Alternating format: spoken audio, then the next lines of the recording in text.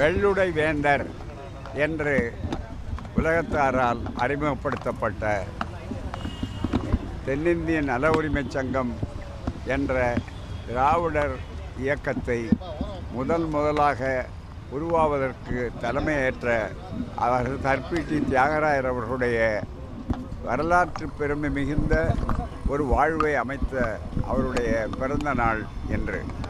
இந்த பிறந்த நாளில்தான் திராவிட மாடல் ஆட்சி இன்றைக்கு உலகம் போற்றக்கூடிய அளவிலே வந்திருக்கிறது என்றால் அதனுடைய அடித்தளம் எங்கே இருக்கிறதுன்னு சொன்னால் திராவிடர் ஆட்சியை அமைப்பதற்கு வழிகாட்டியவர்கள் பார்ப்பன அல்லாதார் இயக்கம் என்று தொடக்கப்பட்டு தென்னிந்திய நல உரிமைச் சங்கம் என்று பதிவு செய்யப்பட்டு ஜஸ்டிஸ் கட்சி என்று மக்களாலே அறிமுகப்படுத்தப்பட்ட ஒரு இயக்கத்தினுடைய முப்பெரும் தலைவர்களிலே அவர்தான் தலைமையேற்றவர் சர்பிட்டி தியாகராயர் அவர்கள்.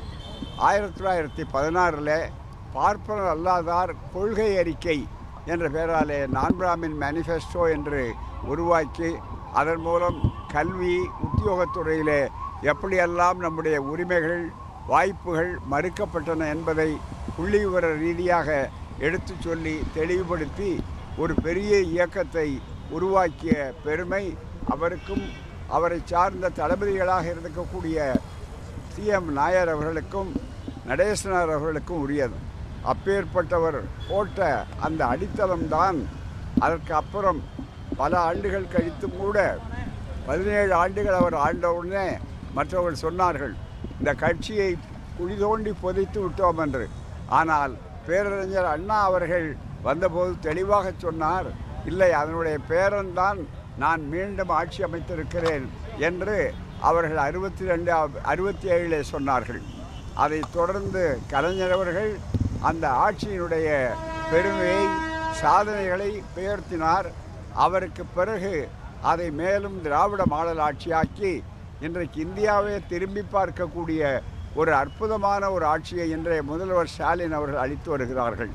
எனவே ஒரு நீண்ட பாரம்பரியத்திற்கு அடித்தளமாக காரணமாக இருந்து அடிக்கட்டுமானத்தை உருவாக்கிய அந்த மாபெரும் தலைவருடைய பிறந்த நாளிலே மீண்டும் தமிழ் மண்ணிலே திராவிட மண்ணிலே பெரியார் அவர்கள் தந்தை பெரியார் அவர்கள் அதனை ஒருங்கிணைத்து ஜஸ்டிஸ் கட்சியும் சுயமரியாதை இயக்கமும் திராவிடர் கழகமாகி திராவிடர் கழகம் பிறகு இரட்டை குழல் துப்பாக்கியாக திராவிடர் கழகம் திராவிட முன்னேற்ற கழகம் என்று வளர்ந்த ஒரு அரசியல் சரித்திரத்தின் துவக்கத்திற்கு உரியவர்தான் இன்றைக்கு சிலையாக மட்டுமல்ல நமக்கு வழிகாட்டக்கூடிய சீலமாகவும் இருக்கக்கூடிய சர்பிட்டி தியாகராயர் அவர்கள்.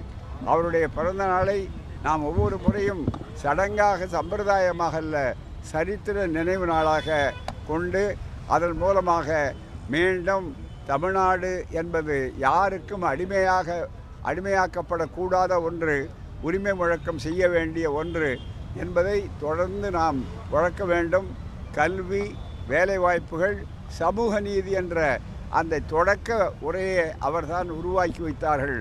அப்படிப்பட்ட மிகப்பெரிய ஒரு எழுச்சியை இன்றைக்கு பார்க்கிறோம். தேர்தல்கள் ஒரு களம் அவ்வளவுதானே தவிர மற்றபடி பண்பாட்டு புரட்சியை அவர்கள் தெளிவாக உருவாக்கினார்கள். அதை தொடர்வோம், சூளுரைப்போம், சுயமரியாதை உணர்வை பெறுவோம். தமிழ்நாடு அவர்கள் வழியிலே என்னென்னைக்கும் வீறு நடை வேக நடை போட்டு எழுச்சியை உருவாக்கும். இதுதான் இன்றைய செய்தி. மே 4ஆம் தேதி தேர்தல் முடிவை எப்படி எதிர்பார்க்குறீங்க? 2006 விஜயகாந்த் பிரிச்சது மாதிரி 2026 விஜய் பிரிச்சிருவாரு, தனிப்பெரும்பான்மை எந்த கட்சிக்கு வராது, அதனால கூட்டணி ஆட்சிக்கு வாய்ப்பு அப்படிங்கிற மாதிரி சொல்றாங்க. 2006 தான் நிறுத்திக்கிட்டாங்க. ஆனால் அவர்கள் கொஞ்சம் முன்னால் போகணும். முன்னால் போனால் அதாவது 1971 இருக்குது. அந்த 71ல் 184ன்னு வரலாறு படைச்சது. ஐயோ போயிட்டார் திமுக ஆட்சி வராது அப்படின்னு ஆர்வம் கணிந்தவர்களெல்லாம் அடையாளம் தெரியாமல் ஓடிவிட்டார்கள். துண்டை காணும் துணியை காணும்னு சொல்லி. அப்படிப்பட்ட நிலை 4ஆம் தேதிக்கு பிறகு வரும். இதே இடத்தில் வருவார்கள். தியாகராயருக்கு திராவிட ஆட்சி மாலையிடும். அதுதான் அந்த மாலை தான் மீண்டும் ஸ்டாலின் கோட்டை என்பதுதான் அந்த மாலை. அதுதான் சிறப்பானது. அது இந்த ஆண்டில் விரைவே காணுவீர்கள். கோட்டை சென்னை கோட்டை திமுக கூட்டணிக்கு, மணக்கோட்டை மற்ற அணிகளுக்கு. அவ்வளவுதான்.